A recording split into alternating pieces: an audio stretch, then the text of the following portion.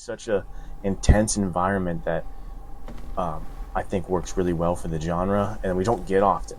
We don't get like a nice horror adventure mix enough, because when we do get it, it works so well for me. When I'm not seeing like this CGI scene, I'm able to like lock in more. I'm like, wow, this is a lot more attainable, a lot more real, because I know that actors were hard enough workers to actually make it happen. And why it matters, right? Why this stuff is actually more important than just fun on the page, how it can actually grow us into the better versions of ourselves, which is really cool. Men's adventure fiction, we like to think that it's having a renaissance, and we want you to be on the front lines of it with us. So let's make it happen.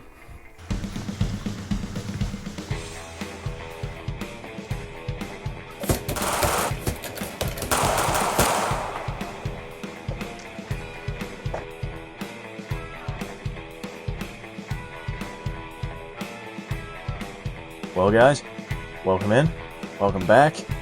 Men's Adventure Fiction Podcast. I have lost track of the number already, so don't forgive me that there is no number after that. But this is the Men's Adventure Fiction Podcast, where we're just talking everything pulp and men's adventure fiction.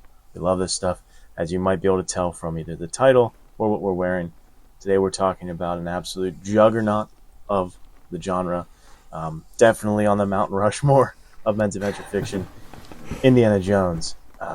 So this is going to be a very exciting topic, one that I think a lot of people have thoughts on, so we want to hear what you think about Indiana Jones as well. That's what's been the most fun about this whole thing.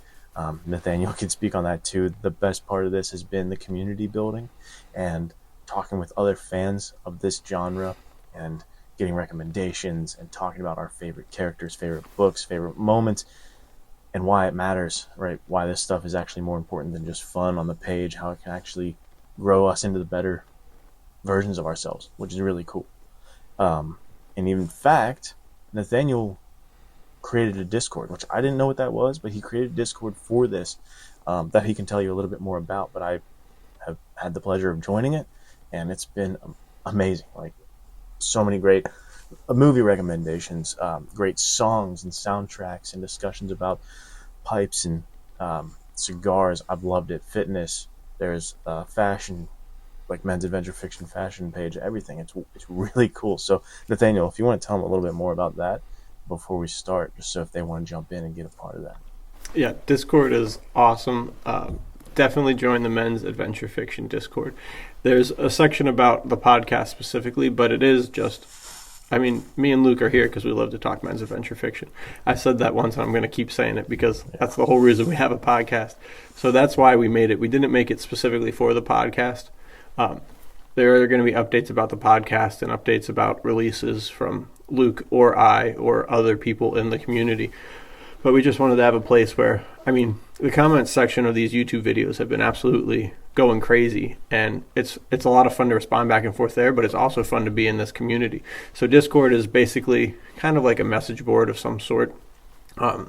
There's a link in the description or the show notes, so you can click on that and it'll take you to the server and you'll be able to join. And you'll just be in there with a bunch of like-minded people talking about all this stuff that we love. Like Luke said, there's fitness. I've been reading Edgar Rice's Burroughs the Mucker, which is a great story. And we'll definitely talk about Edgar Rice Burroughs on one of these episodes one day. But they keep saying the manly art of self-defense. So there's a channel in there titled that, where we talk about guns, boxing, training of all kinds, stuff that makes you ready to face any sort of trials that were coming your way, the way any good men's adventure fiction hero would.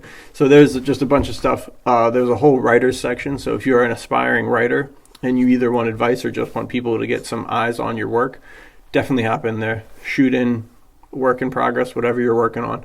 We love to read new stuff. We love to work with content with other people. So please, this is a collaborative thing. Men's adventure fiction. We like to think that it's having a renaissance, and we want you to be on the front lines of it with us. So let's make it happen. Yeah, great pitch. And when I looked, the other day when I was looking through all the different pages of it, did an impressive job of just getting the whole gambit, everything you'd want to talk about on this topic, you hit it. So it's been really fun. And so let's give them a new thing to talk about. Let's talk about Indiana Jones, a lot of people's favorites. So who Who wants to start? Who wants to go and give their little pitch about Indiana Jones first? I can jump right in. All right, let's hear it. So, Indiana Jones is very near and dear to me, as it is, I think, to most adventure fans in general. But I remember kind of the stair step that I took to get to the position I'm in today, where I love this genre so much. It started with cowboys and westerns, and then I think for my young mind, it was a very easy gap to bridge. You got the cool hat. Cowboys have cool hats. We're rocking. That's all I needed. You got a revolver most of the time, a bullwhip. Cowboys sometimes use bullwhips. So I think I was locked in. And then I think that took me out of, because in my mind, the pinnacle of adventure, like time period wise, would have been the 1880s. And then to realize that there was other times when what's so cool about Indiana Jones is that he's a globe-trotting adventurer, right? Like each adventure takes him to a different place for the most part, and that's super awesome. And I think that that's something that like really revolutionized the genre to a degree. The cool thing is that Indiana Jones is built on the shoulders of pulp adventure from the 20s to 40s, old movies, old TV serials, all that sort of stuff. So it's just kind of like a culmination of so many things coming together to make this just absolutely great character. And Harrison Ford's a heck of a guy, so he does a great job. But yeah, you got awesome outfits. I mean, look at us. We look great. He's always got that like 3 or 4 days stubble growth, so he just looks rugged as possible. And he's ready for any situation. So I think I actually, for some reason, my parents didn't let me watch the movies until like much later in life. So my first introduction to him was, I think someone actually mentioned these in the Discord, because one of the first things that people asked about when they popped onto the Discord was like, any book suggestions like Indiana Jones, or has anyone read the Indiana Jones novels? Spoiler alert, there's novels. I didn't even really know that. All I knew was that there were novelizations of the movies, and I had those books, and they were like a second Bible to me, man. I was probably like 11, 12 years old, just like reading through them as much as I could, trying to like commit it to memory because I wanted to go outside and pretend to be Indiana Jones. So I think that, and then like we'll talk about later other influences and other kind of like not necessarily spin-offs, but things that keep the spirit of Indiana Jones alive further, and how that also led into the progression of where I'm at with men's adventure fiction. But yeah, that was a lot. So what do you think? How about you? What struck me there was that you mentioned the cowboy aspect, and one of the things I put in the Discord a couple days ago or a week or whatever was this conversation that's on YouTube that is recreated by someone, but it's the manuscript of what they actually said when they were writing, or was giving the guy the idea to go write the script for Raiders of the Lost Ark, and it was them having a conversation, George Lucas, Spielberg, and Kasdan, and they were all talking about what the character would be and what the movie was going to be. And they mention how it's a spaghetti western that just takes place in a different time period, a different place. They said instead of his revolver, he's going to have a bullwhip. Like you said, it's touching on and pulling that from within us. Like, yes, the everything we love about the Clint Eastwood hero is in this, but in a different like scenario, a different version of that. But the spirit is absolutely there. So he is this kind of cowboy character, and that word character, I think, matters the most when I'm talking about Indiana Jones, particularly. I think he's one of the best men's adventure fiction characters for a few reasons. One being just this really interesting duality that's alive within him. I mean, look at us, right? He's man of action that you're wearing, like the adventurer Indiana Jones who goes and raids things and gets the artifacts. And he's also a man of books. He's a professor. He's, got that side of himself rounded out as well. And he's also sort of a playboy James Bond type thing, but he's also really romantic and has a deep love for the Ravenwood character. And he has, he's obviously very adventurous and fearless on one hand, but he also has a bunch of fears and phobias and is scared. So he's this and that at the same time. He's this push and pull. Overall, he's more human than a lot of adventure characters. It's something that I just read this Zane Kerrigan by Charles Milhouse. This comes out August 8th, so it should be out by the time this is out. Yeah. Pick this thing up because what it touched on that aspect of indie that I loved Where this character, Zane Kerrigan, is awesome. He's idealistic and something to aspire to, and he does really step up when it matters. But he's not a superhero. He's not infallible. He doesn't. He has flaws. He has weaknesses. And I find that interesting with Indy as well. Is that it's almost like Rocky in that sense, where he gets so beat up, and like to win and to get to the end of these films, he has to go through hell and basically, pull himself so thin to make it, which is really cool. I think a lot of adventure stories, and there's a really good video essay about like why indie works and why others don't. And this was brought up. I think they used the example of The Rock in that Jungle Cruise, Yeah. which I still kind of enjoyed for what it was. But they're right. I mean, that character he's the epitome of everything that is the opposite of that what doesn't work, which is when they're overpowered and they're like too good at everything. They're so strong. He can like pick up a tiger and throw it. Like that's not, the tension can't come in there. Yeah. So that's kind of my thing on Indy, is the character aspect, and the duality of him is very fascinating to me. Yeah, that's a really good point. He is very, even just with his interactions with women, like on one hand he's super gruff and almost aggressive, and then other times he's very like soft and sensitive. So he is just a great character for all of those reasons. I mean, the scene in the Temple of Doom when he pulls out his glasses, right, and puts them on, and that like totally changes Willie's mind about who he is as a character, because it reveals like a different side, like you said. Yeah, he's just a very well-rounded character. Yeah, that's awesome. Very human. He's very human. Like, we're all like that, right? Some days we're more this than others. Some days we're more that than others. Some days this side of us comes out. So I find that awesome about that character, that you get to see him presented different. Even within the movies, I think this is why so many people have different passionate opinions about which one's their favorite. You get different versions of Indy. Like, seeing him with his father clearly presents a different dynamic than the prequel one with Temple of Doom, where he's younger and by himself, ostensibly by himself, with a younger boy, I guess, as the sidekick character. Mm-hmm.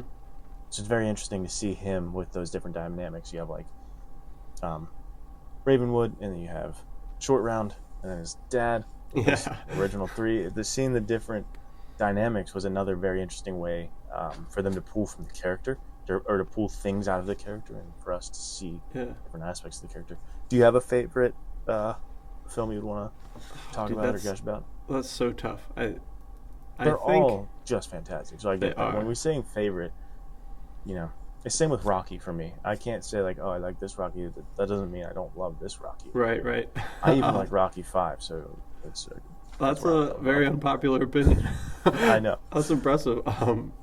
I think it's gotta be, I don't know, I go back and forth between Raiders or Last Crusade, but Raiders is just so good. The scene where they're transporting the Ark and he's jumping from vehicle to vehicle is just so good.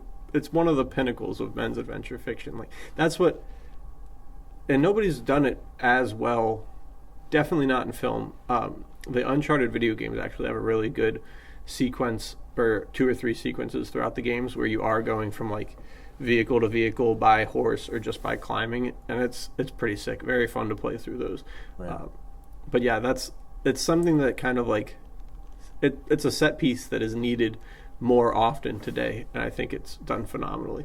So that's great, to be sure. And then The Last Crusade is awesome. The boat chase is so sick. There's so many crazy, the whole tank sequence. That's what I was thinking of. The tank is so cool to me. It also was an incredibly long scene. I rewatched most of them before the Dial of Destiny came out last year, but I didn't get around to The Last Crusade. So I watched that not too long ago, and I didn't realize how long that tank scene is. It's like maybe 25 minutes of just like them going through the whole entire fight and climbing in there, and it's done so good. They really do know how to tell a good story in those movies. Yeah, that is another aspect that can't be understated, is Steven Spielberg behind the camera for those three is ridiculous. That guy makes some of the best adventure films. He almost constitutes his own episode at some point, because he's I think Goonies and Jurassic Park, all these different great adventure films. So it's cool. Yeah, Steven Spielberg. It's cool when you see like Like even George Lucas is another good example of that. And I would even say like Tom Cruise. You got these guys that just their mind, it kind of like reinvigorates you and gives you hope that the men's adventure fiction, pulp fiction kind of stories aren't gone. I mean, we got Tom Cruise making like fighter pilots flying through the air, a secret agent chasing around the world, globetrotting. And like you said, Steven Spielberg going crazy with all of his movies, and George Lucas making a sci-fi space opera, and then Indiana Jones. It's like there's people who want this content. So it is refreshing to see it being made. But we need to keep it coming. We need to keep rolling out more of it because it's too good. But what is... Go ahead. Go ahead. No, go ahead. I was just going to say, I hope we have a renaissance. Yeah, dude. I think we have to. It's going to happen. What is your favorite movie? Okay. I don't think people like this opinion. Again, I'm a late comer to Indiana Jones. Like, last year, 2 years ago was the first time I saw this. I saw them as kids briefly, but never stuck. I was too young, and I never just picked them up since, until recently. And so, just seeing them as an adult, not knowing what the whole, like, rhetoric behind each one was and people's opinions and knowing how people ranked them, I just liked Temple of Doom better than all of the other ones because of a few reasons. One, the fact that it was almost non-stop action was very interesting to me. I love stories that can't... We talked about this a little bit over text earlier. I love stories that can just go action, action, action, action, and somehow keep me engaged, because sometimes when you get too much action with not enough character development or plot, I'm just like, well, then I don't care. I'm not invested. But I was invested, and it has this intense action set piece. And then another aspect is I think I watched it at the right time. It's almost the closest we have to a horror version of indie, and I was watching it around the Halloween season, and it just was so fun. I was like, this is... Look at the sets. Look at the menacing bad guy and what's going on here. It's such a intense environment that I think works really well for the genre, and we don't get often. We don't get like a nice horror adventure mix enough, because when we do get it, it works so well for me. The Mummy is what I grew up watching. I loved as much as I think a lot of people love Indiana Jones, and so when I watched Raiders, it almost felt like a Mummy movie to me, because it's like half horror, and that was another awesome aspect. And I'm also a sucker for father and son stories, so yes, I like the third one as well, but the grim and more serious tone of Temple of Doom made me like that one a little bit more. I think the third one was just too silly and goofy for my expectation after seeing the second one. But if you see them all separately and appreciate them without any kind of expectation, they're all near perfect films. I think going from Temple of Doom to Crusade is a little bit jarring, which is what I did, just like back to back. But they're perfect films. They're so good. You can't say anything's wrong with Crusade. You know, it's so good. Sean Connery as his dad. Yeah, he's so good. It's amazing. That's great. Yeah, dude, Temple of Doom is a really good movie. I remember it was kind of like less on my radar as a kid because it was so like different than the other two. But then I watched it last year and I was like, wow, this actually is... I almost like this as much as I like the other two. Like, this movie's so good. And I don't know if that also played in that I had seen it less. Because, like, anytime I want to watch an adventure movie, I'm like, it's got to be Raiders. Because Raiders is just the quintessential. Yeah, kind of perfect. Yeah, but then it's like you said, there is... And that's what's so cool about treasure hunting stories, if they're done right, is you unlock this... Because a lot of men's adventure fiction kind of fits in the very, like, real world until you get to sort of like the sci-fi stuff. Yeah. But when you throw in the treasure hunting thing, you can unlock like a whole entire new aspect of, oh, now there's a dude who can reach his hand into people's hearts and pull out their hearts. And we're able to willingly suspend our disbelief for that because it fits the story so perfectly, right? Like Indiana Jones and the Raiders of the Lost Ark, the Ark destroying everybody, there being a 700-year-old knight in the Last Crusade. It's like, yeah, that's obviously what's going to happen. I mean, he drank from the Holy Grail. Like, of course he's going to be there. Absolutely. That is one of the best aspects of Indiana Jones to me, is the balance between what's realistic and then what's sci-fi or fantasy. Those Right. elements are blended almost so seamlessly in that to an extent we don't typically see. Sometimes it's too much this or too much that. Even The Mummy, I love that the most, but it feels way more you're suspending your disbelief than Yeah. Indiana Jones. It just does it a little bit better. Right. Um, and Which it's, yeah, may impressive. may kind of that may like make sense why the Kingdom of the Crystal Skull didn't go over as well, because it Yeah. pushed it just a little further than what we were used to for the. I think that movie's fine. I still like that movie a lot. I I'm love very Shia surprised. LaBeouf. Yeah, I'm surprised that people hated it so much. I guess it was just, I don't know, 30 years later, so much expectation has been built up Yeah. that you see it and you're like, this isn't what I thought it was going to be. But I do agree. The sword fight between him Yeah, and it's so Kate cool. Blanchett on the trucks is a great set piece. It's so good. Yeah. Again, you have to kind of shift your mind for these movies almost. It's a little bit of a weird mental gymnastics you have to do to really appreciate every one for what they are, because that fourth one, Kingdom of the Crystal Skull, I think I've heard it was supposed to be, instead of being a tribute to the serials, it was supposed to be a tribute to those 1950s um, space invasion movies, and like, Mars Attack, or not Mars Attacks, but H.G. Wells on World of Worlds. Yeah, It's yeah, supposed yeah. to be like those B movie science fiction. It's a tribute to those. So if you shift your mind to thinking that, of course it's going to be much different than Raiders, and it's a different thing. So maybe people don't appreciate having their Raiders character in there. I don't know, but if you can take it for what it is really fun, and it's doing its job pretty well. Yeah. So I can't knock that movie. I haven't seen the new one still, so I can't say anything about that one. It's also a good movie. I don't know where I would rate Kingdom of the Crystal Skull and Dial of Destiny. They're definitely Yeah. below the first three, but not by a ton. My biggest problem with Dial of Destiny, it was a very fun movie, but Harrison Ford, I think, is 82 when he's playing Yeah. him right now, but the character was supposed to be like early 70s. Okay. And my biggest problem with that is the only weapon he took with him. All the other movies he has some sort of pistol along with his bullwhip. Right. For some reason, he only takes the bullwhip on this trip. And it's like, when I'm 80 years old, Yeah, extra guns. the gun is the first thing I'm bringing. I may be like, he's a fit 80-year-old. Harrison Ford, phenomenal shape. Absolutely. I pray that I'll be in that good a shape when I'm his age. I pray that I'll be making Indiana Jones movies when I'm 80 years old. That would be sick, dude. But I will not be taking just a bullwhip. Absolutely not. I'm not fast enough now to beat someone to the draw with a bullwhip over a pistol. So when I'm 80 years old, I'm going to need a gun.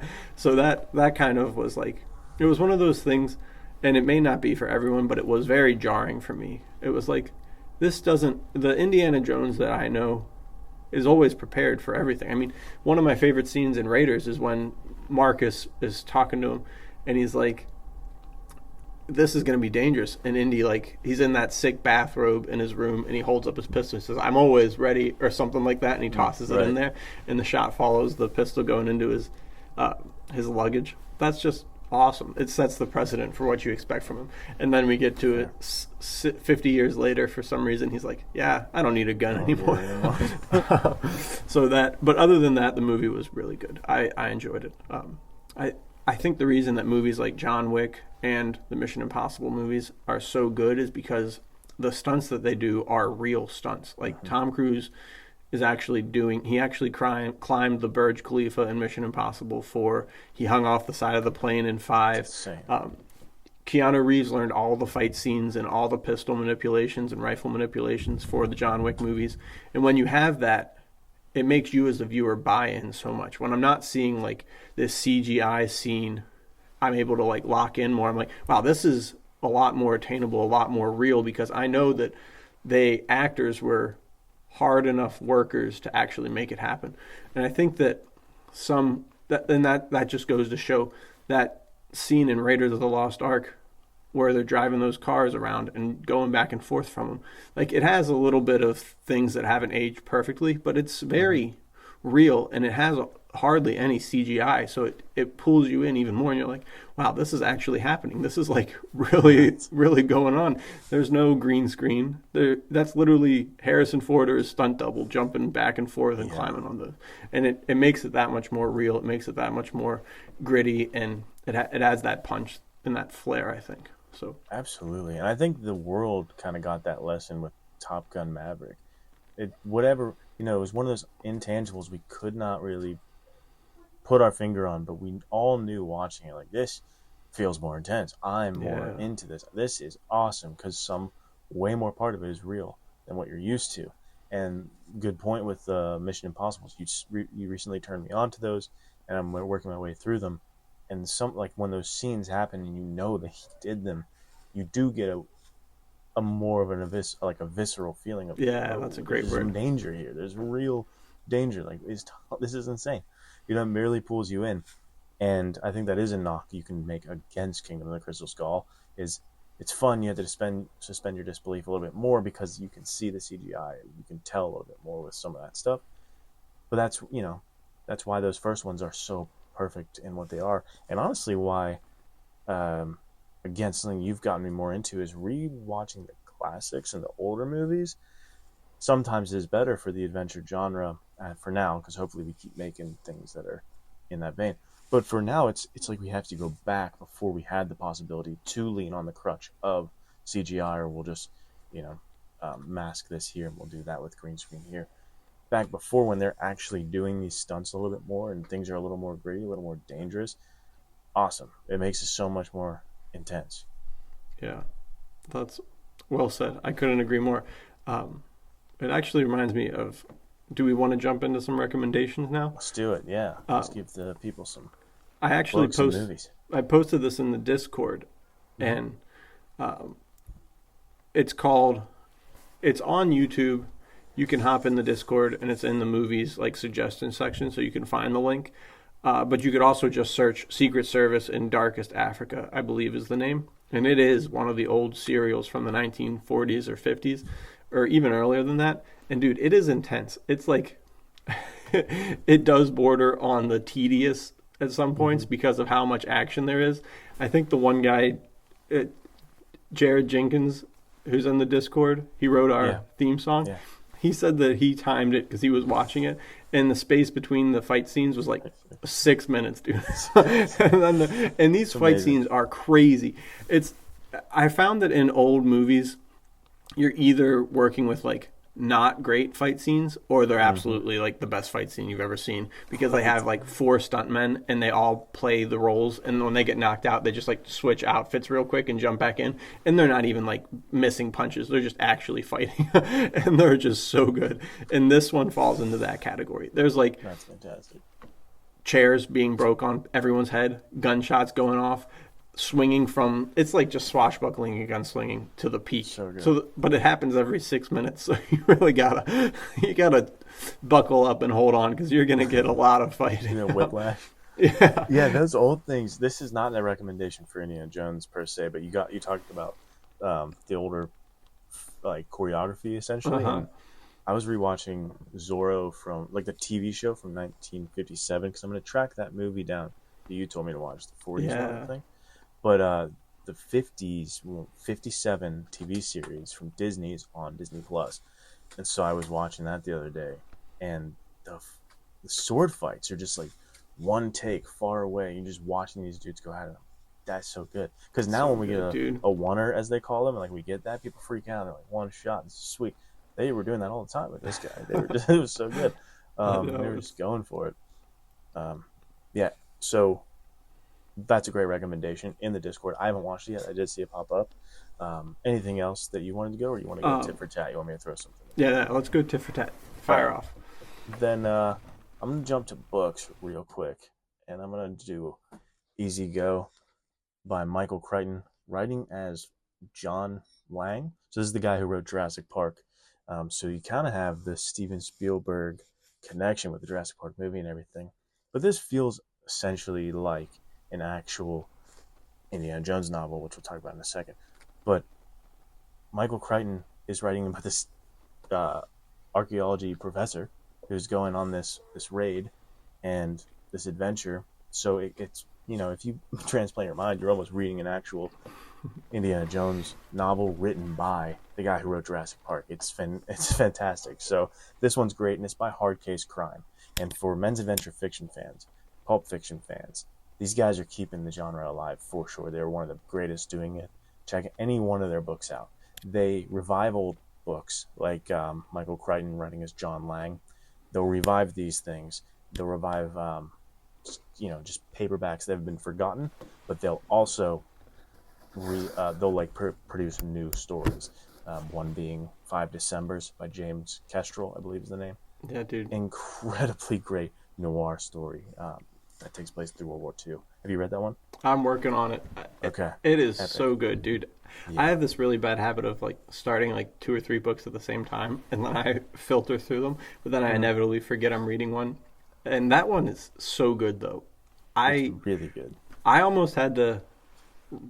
I was thinking, maybe I need to shift my... If I had finished it, I might have shifted my top 5 books list to fit that one in there, because it's something else. It's got, it does a really good job of getting the old, pulp vibes, but it also has an edginess that was not in those. That's very much So I'm really enjoying it. Yeah, some of the writing in that, too, is some of the most descriptive. I listen to or read tons of books, tons of action scenes. I've heard so many fight scenes in my life, or read so many fight scenes in my life. And this author was putting sensory details in that I've never heard before, never seen before, that were getting me more invested. Even the one that comes to mind real quick is when he mentioned the guy's ears ringing and becoming off balance from them shooting so much in a small area. I was like, no one touches on that. Yeah. It makes so much sense. We all wear ear protection when we're at the range and stuff. It makes so much sense if someone's blasting guns in your ear in a small room. You're going to get dizzy, maybe sick. It's not going to be good. So that was a really nice detail, and he does that throughout. And with not just fight scenes, but everything, he adds a sensory layer that has been missing from a lot of stories I didn't even know was missing. Yeah, that's cool. Yeah, Hard Case Crime kills it, dude. I've listened to a lot of their audiobooks, and it's just, it's they're not even necessarily what you would expect all the time, too. Sometimes they just come out of left field and they're a totally different story than you would expect from Hard Case Crime. That's their name, but it's not always necessarily crime. Sometimes it's just crazy stuff, phenomenal publication deal going on there. I'm sold on them. They're doing great stuff. They like you said, they'll produce wild, off the wall things that would not be published anywhere else. There's this one story that I think came out recently for them, and it's a reprint of an old paperback, and the story is second person. So we all are familiar with first person, we're all familiar with third person. This is a second person story, and I think it's about a serial killer or something. It's intense, and because I haven't read this one, I've just heard the concept, and I was just, whoa, that is so new, that is so unique, that is so different. That's hard to wrap my mind around. Right? Yeah, second person. So everything would be. Yeah, I don't even know. I was going to give you an example, but yeah, we got to read it to find out, and so do you guys. I guess so. Yeah, dude, awesome.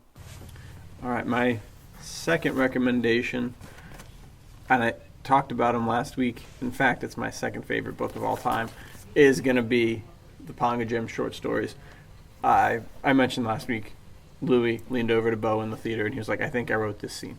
Check them out. Awesome books. You're going to love them. If you like Indiana Jones, you're going to like these. There is a tiny bit of treasure hunting, but it's mostly more of that, Indiana Jones is an adventurer, Ponga Jim is an adventurer. So you're not going to get, a shot for shot. He's an archaeologist, but it is that two-fisted adventurer. Very fun. Another one, that was a mini recommendation. So I'll do my actual second one, is the Gabriel Hunt series. There's, I think, 6 of these. Crazily enough, each one is written by a different author. And you were saying the Hard Case Crime guy is behind one of them, right? Yeah, I believe the guy who is the main chief editor at Hard Case Crime, we're not remembering his name right now, but he, I believe, wrote one of those. Yeah, I got the names. Is it Charles Ardai? I think that's the one. Charles Ardai, I believe, cool. is the editor. I'm trying to see if his name pops up in this somewhere. These are really fun books. They're they're a little tough because he kind of is almost exactly an Indiana Jones type, but he isn't necessarily as prepared as Indy, and he doesn't have a whip, so he kind of gets into some sticky situations like with that. And I think he has an antique firearm that he uses as his main firearm, which is cool and definitely like a sick trope, but it ends up getting him in some kind of like tough situations. I don't think it's a Colt single action army. It may be, but it may be like a cap and ball pistol, like a black powder gun. Okay, yeah. Which would be like I know Hunter carries a single action army, right? He's got a 6-shooter in Vipers.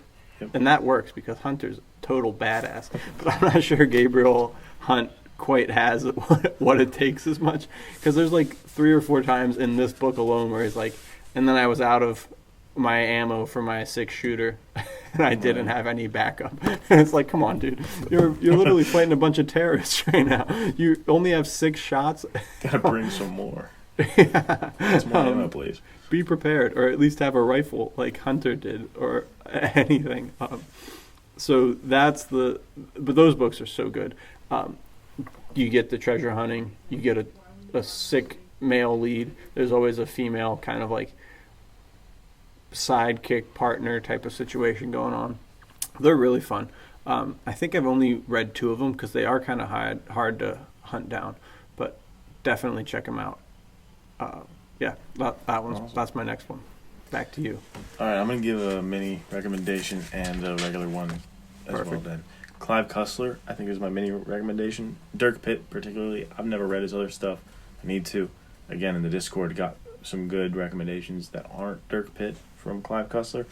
But Dirk Pitt, again, he's sort of a mix of Indiana Jones and maybe, let's say, James Bond. You get some of the treasure hunting aspects, you get some of the espionage and sort of those different bureaus and kind of the intrigue politically as well. So it's kind of a mix and can scratch either itch. If you're in the mood for something James Bond, if you're in the mood for something Indiana Jones, Dirk Pitt books are really cool and really fun and really exciting.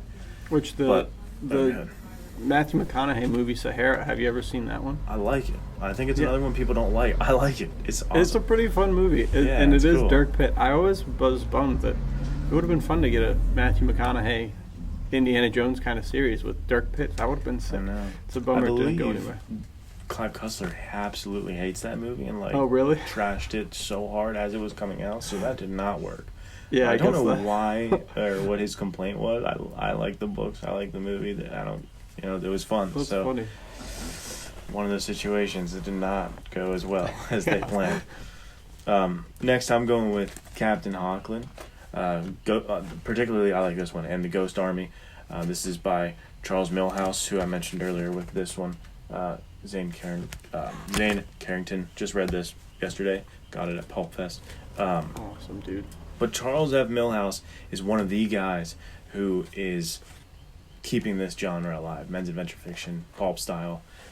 These are supposed to be like the old dime novels, and these are supposed to be like those old pulps, right? It says a throwback to yesteryear with high-flying action, two-fisted heroes, and devilish villains in the tradition of Doc Savage, Commando Cody, and the Rocketeer. So it's something a little bit more grandiose or suspend your disbelief than if you pick up a James Reese Jack Carr novel or something. So you have to be in the right mindset to know that's what you're going into.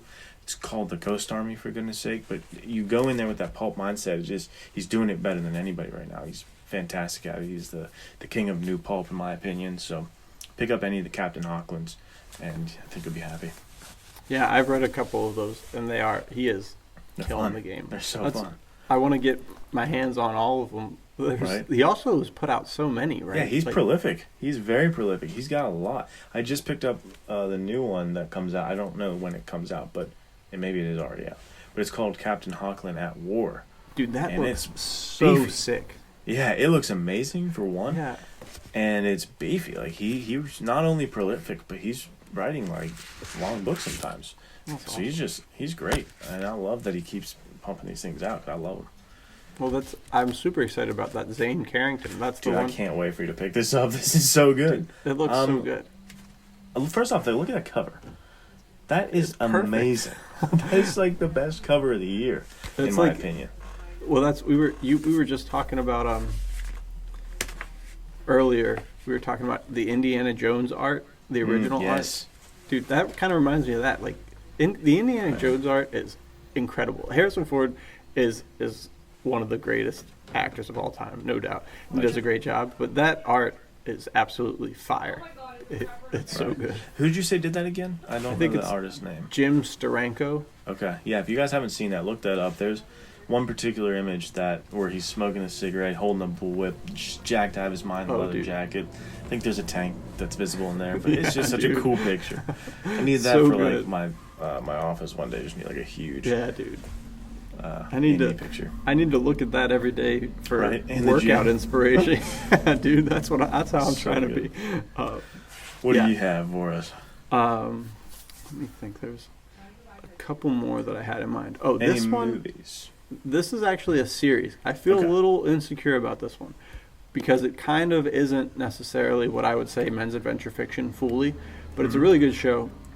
But it kind of like bridges the gap between like Indiana Jones and the Goonies type of situation, and it's actually called Outer Banks on Netflix. Okay. There's Heard of 3 it. seasons, and it's basically it has so much potential to be so good, and it is so good, but it has like phenomenal potential for the future.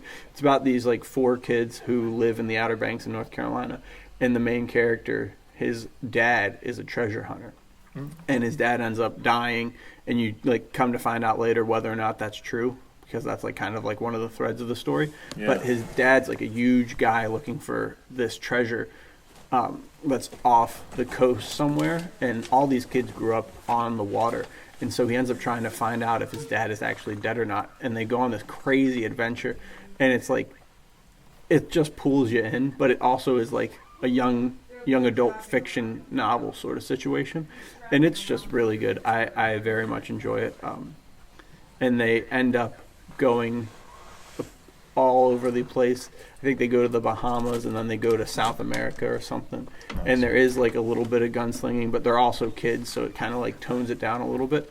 But definitely, it's in the future, it looks like they're really gonna go like into a kind of treasure hunting company. These 4 kids, they end up doing well and solving a lot of clues.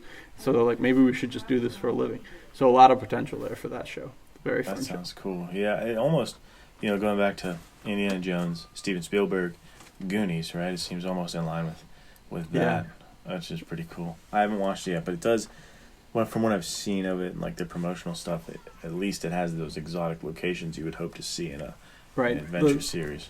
That's the tough part is though you're not going to get Indiana Jones. You're not going to get Harrison Ford, who can like Right. handle every situation thrown his way in as a grown man. You're working with like 16, 17, 18-year-old kids. So there's going to be a lot more like, oh, I should run instead of fight. Oh, this is like, I'm not ready to gun someone down. Yeah, it's a little bridge too far. Yeah, exactly. But it is a very fun show, and it does have a lot of those pulp tropes and a lot of those treasure hunting tropes that you're looking for. So definitely recommend it. Awesome.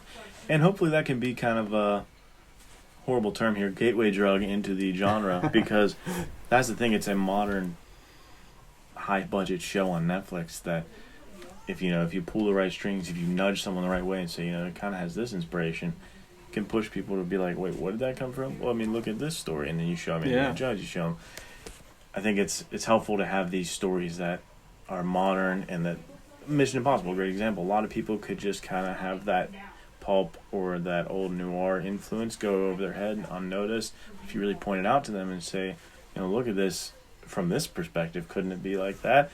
You're seeing it in a whole new light. And I think you mentioned it when I was watching the 5th one. You said in that first scene, you could almost see these as those men's adventure fiction magazine covers or the pulp paperback covers. So many of those shots you could have just taken, oil paint, put up on the It would have been magazine. perfect, dude. It was Yeah. awesome.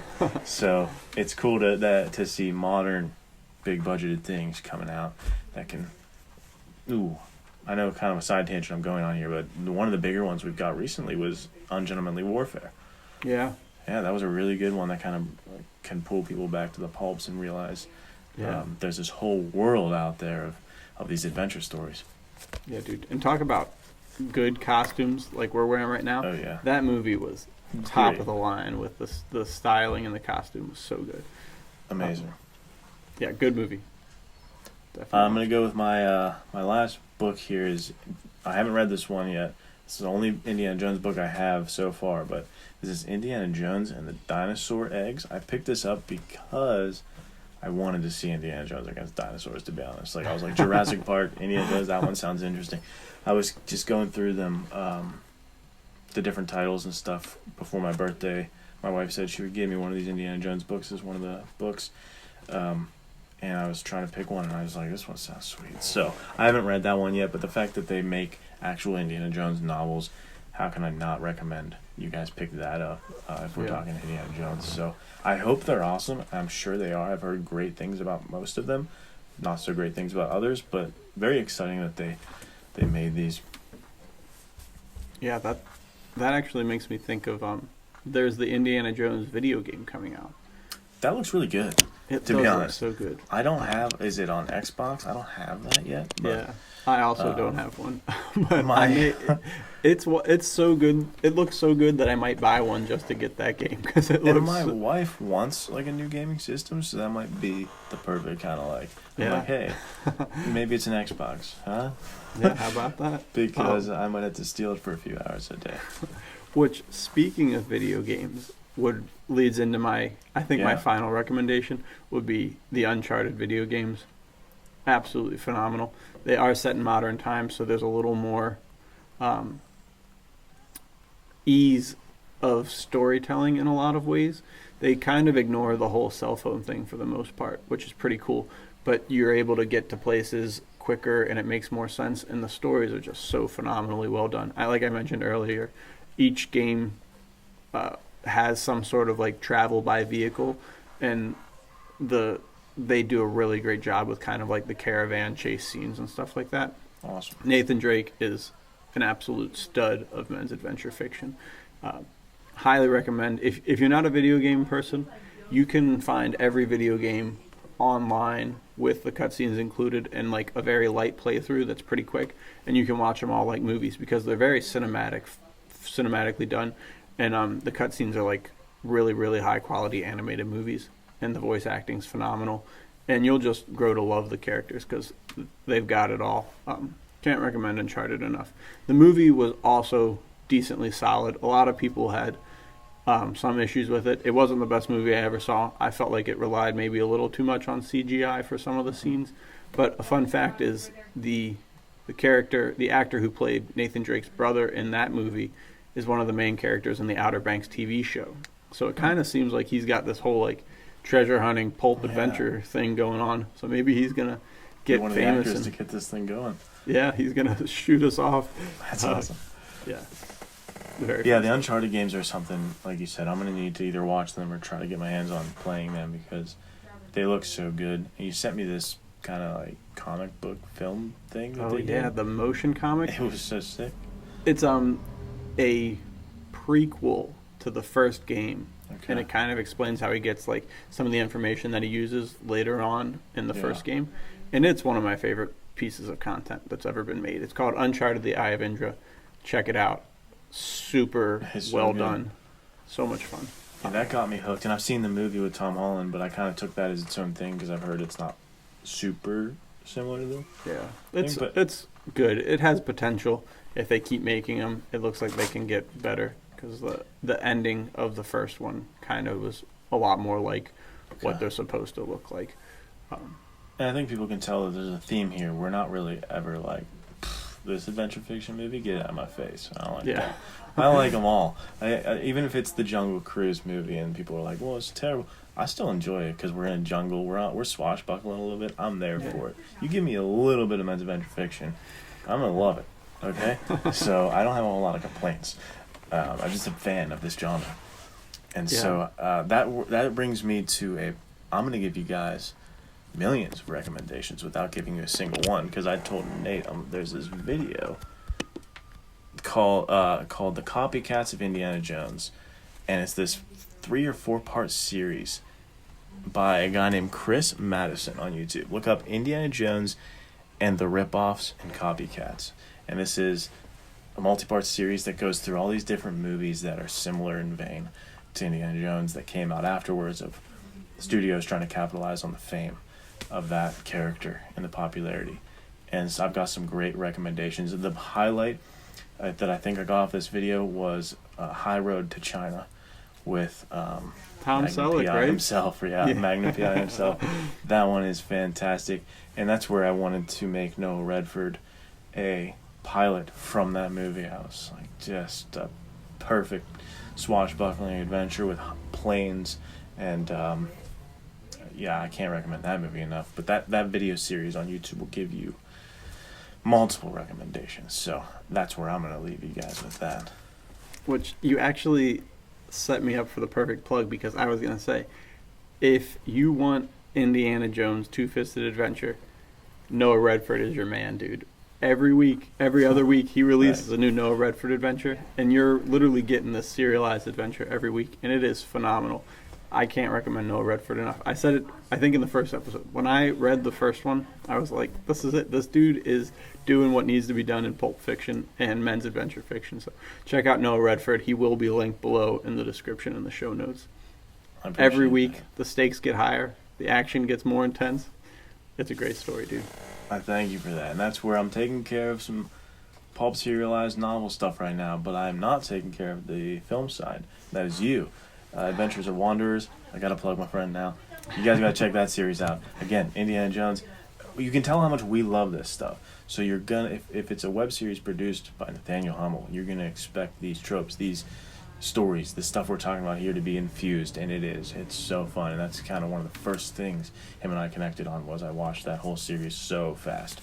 I just couldn't stop watching them. So check those out. He's a phenomenal actor too. Played Hunter, the main character in my book, in the trailer. So, dude, one of the biggest honors of my life. That's such a sick character, dude. And that's what I think it was Jake Widmer who said, fighting the cartels with a single action pistol in modern day is a total vibe, dude. It's so sick. And these guys could learn something from how you wrote that, because I remember. No complaints, dude. It made me want to buy. It literally made me want to go buy a single action army and carry it. Or it was my everyday carry. I don't have that type of scratch right now, but one day I will, and one day I will do that. But you know what that means is I'm gonna have to train the quick reload, because that's gonna be sick. Oh yeah, well, I appreciate it, and that's the thing, guys. If you are a fan of this genre and you are also a storyteller, make a web series, make a serial, write a novel. You can do this. Like, you are on the front line, like Nathaniel was saying. We need more people to put this out and keep this alive. So if you've got a story, comic book, video game idea, don't let it die with you. Don't let it end up in your grave. Get it out there. Put the work in. Head over to our Discord for our writing section. Give writing advice as much as we can. We'll help you out. We'll read it. Help edit it. We're trying to build this community up to push this men's adventure fiction genre back out there, because it once was one of the kings, right? This was a huge genre. Now it's this little subsection. We're gonna hopefully change that, get this back in the mainstream, because I think this genre matters a lot. And that's all. Yeah, that's a speech I didn't intend to make. But are we gonna give them a piece of gear before we get out of here? Yeah. Just to piggyback off of what you're saying. Absolutely. I mean, that's why we're here. And I don't want to sound like a broken record, but we both love reading this stuff. And one of my favorite things is when Luke's like, I got something I want to post on the website. You want to look it over, see how it's looking? I'm like, of course I do. I want to read more men's adventure fiction? Of course I do. So if you hop in the Discord and you're like, this is the work in progress that I've been going through, I want some eyes on it, I will eat that up. I love reading. I love taking in new stories. I know people are popping off, sending stuff in. People are talking about things that they're planning, saying they put in like a couple thousand words on works in progress, sending in scripts for their screenplays that they're working on. And that's what it's all about. It's like, together we can revitalize this genre. So I'm very excited for what's to come. So definitely hop in the Discord. Keep commenting. Keep talking about what's going on. That's what it's all about. But yeah, you ready for your piece of gear? I'm ready. All right, take us away. Go first? All right. Yeah. So I'm going with, I don't have it on me, but an unstructured jacket. I'm going to explain. So this is something that I would be comfortable wearing outside. I'm fine with that. But a lot of times you wouldn't see that in this context. But an unstructured jacket is one that doesn't have shoulder pads that you can take out on an adventure. And so it's like one of the rugged piece of gears that gets overlooked. But a canvas, unstructured, looks like a suit jacket, but it's a canvas kind of rugged adventure jacket. That is my piece of gear recommendation for this week. And, maybe I'll put an Instagram picture or something in Discord this week to show it off too. Because it has multiple pockets for carrying pipes, ammo, whatever you would need, maps, whatever, multiple pockets, but it gives you that classy edge, and you can, like we were talking about earlier with Indiana Jones, he has that iconic look, and you give yourself this iconic look that sets you apart. If you're wearing a suit, but they look over and they say, well, that doesn't look like everybody else's suit. What's that? It's canvas, and it's unstructured. It doesn't have shoulders. It just kind of rolls off. It's so sick, and I get more compliments on that jacket, an unstructured canvas jacket, than any other I own. So that's my piece of gear. That's a good one, dude. We keep bouncing off of each other with these ideas, but I'm going to go with a little hat action. Nice. Great thing about a hat like this, it protects you from the rain. One of the worst things that can happen is you're on an adventure and you get caught in the rain and you don't have a hat. You're absolutely soaked. I mean, your clothes are going to get soaked to some degree, and usually I have some sort of jacket in my backpack for that situation. But the good thing about this too is if you're hiking and it's a hot day, these hats are crushable. So you can just fold it up and stuff it in one of your pockets or in your backpack. If you're wearing an unstructured blazer, dude, right in one of those pockets, and then you starts raining on you. You're not hot anymore. Back exactly like you started. So absolutely, it's perfect. And again, so funny that we keep accidentally matching these up because we do not talk about these beforehand, and they're always just like the perfect matchup. That's pretty cool. I wonder how long we'll do that. I wonder how many weeks in a row we'll get that going. The only thing negative about a hat like this is people will think that you're just copying Indiana Jones because he is so that iconic. Well, and that's the tough part too. Back in the 40s, everyone wore a hat. Yeah. So Indy wearing a hat isn't like that special, but the fact that it was made after that time period, that's a signature piece. You can't beat it. But I do. Back in the day, a man was not properly dressed unless he had some sort of hat. So, dude, guy would be in a full suit and a hat at a baseball game back then, Yeah, dude. Unreal times. Yeah, you're going on a walk with your family and you're in like a really nice cardigan still wearing a tie, and that's your leisure wear. It was a different time for sure. Era. Awesome. Yeah, man. So that brings us to the end, man. Anything else we should leave them with? This is... I feel sad ending these episodes. Always it's so fun to keep talking, but this is the end of the road. Yeah, you always say keep writing, keep fighting, dude. Yeah. Keep pushing forward with this passion. If you guys are here and you stayed till this point, you love this genre and you love talking about it. So don't hesitate to reach out. Follow the people in the comments on Instagram. Follow us on Instagram. In the Discord, I've got a link or a channel for social medias. Pop your social media in there. We just got to keep this content rolling. It's so much fun. Go on an adventure too. We both love writing. We both love talking about writing, but we also both love getting out there. I mean, this dude's a boxer. He's absolutely taken juice. His last Instagram post was him just absolutely putting in the work on the punching bag. So be the type of person that you want to read about. That's kind of what I think I want to great thing to leave with. Awesome. But yeah, thank you guys all so much. We're so grateful to have you here, and we'll see you next time.